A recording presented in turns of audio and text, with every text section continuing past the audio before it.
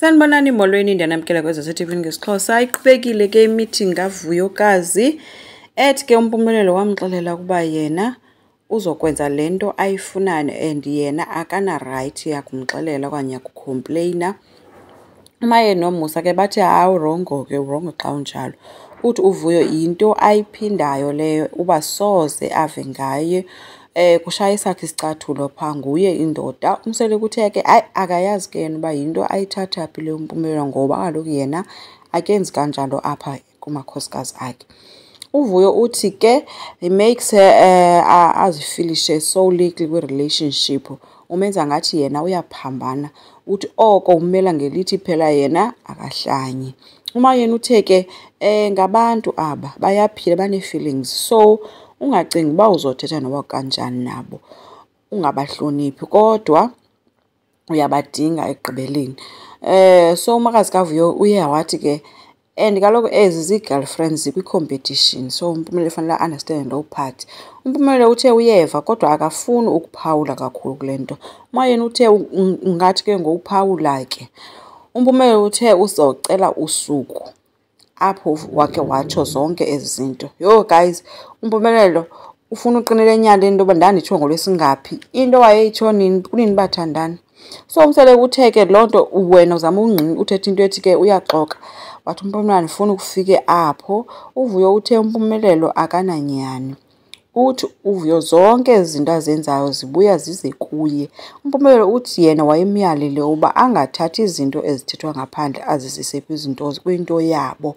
uVuyokazi ubuzile uba zihlaza abantu kaloku ezo zinto kuyo yonke loo nto leyo. uMpumelelo ke uthi ke uDiary Session uVuyo cares ngabantu kakhulu, so unayo laa nto uba abantu bazothini. Uthi soyakha kanjani ke le nto if ujonge abantu uba bazothini, nokuthi uthi the only thing she cares about sisidima sakhe. Asazi ke uba uthetha ukuthini xa ithi she cares about, because ekugqibeleni nyhani fanele umntu azihoye isidima sakhe uba ume ndawoni kuyo yonke le nto yenzekayo. I mean kuthwani ngegama lakhe ngaphandle. So kuMpumelelo ayithethi into ke loo nto leyo. UVuyo ke uthe uMpumelelo wenza izinto more kwelinye icala, so abantu bade baqaphele ukuba kukhona ongahoywanga kule relationship and naye usube efilisha kanjalo.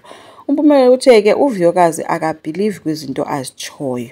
Uthi ke xa etsho kumama kaVuyokazi uthi kuke kwenzeka apha ndahamba ndayokwenza i-photoshoot ngenkani ngenxa yoba uVuyokazi wayengabhilivi uba yena zange akhuphe imali kwi-photoshoot yomnye umntu. So omnye umntu ke nguTirelo ke.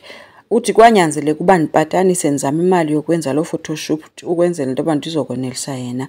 Uthe ke ezi zinto ke zezi zinto zizi-minors ezi.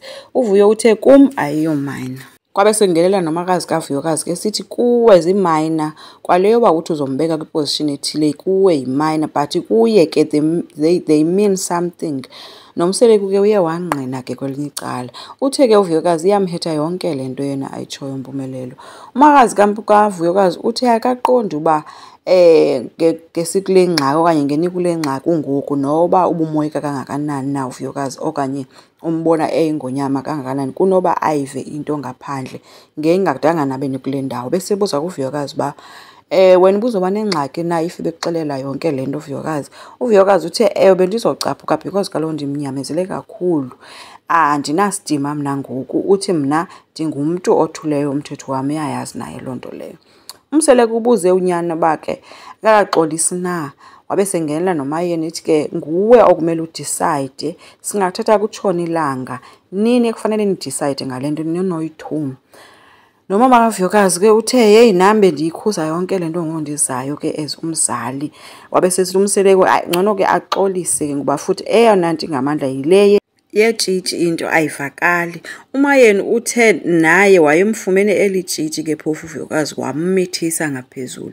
So umseleko uthe ke Mancuweni ndiyacela mna if nisathandana andifosi uba inenzeke ngolo hlobo ndifuna nenze ngalo, kodwa ke umthetho wam okanye umgomo usamile. Ethi ke iwesi wena sowunabo nabantwana bethu abayi-2. Wathi mna ndikufuna kwaMseleku ndicela nilungise izinto. Watsho ethi ke thina siyahamba ngonomkam ngoba thina sobayi-2 siyathandana.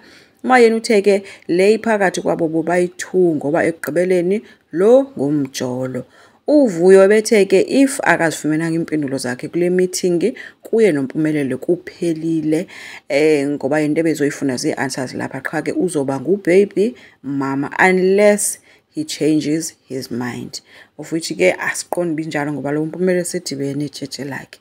Enkosi ngicela siqhubeke, subscribe, like, singakhomenta futhi. Bye.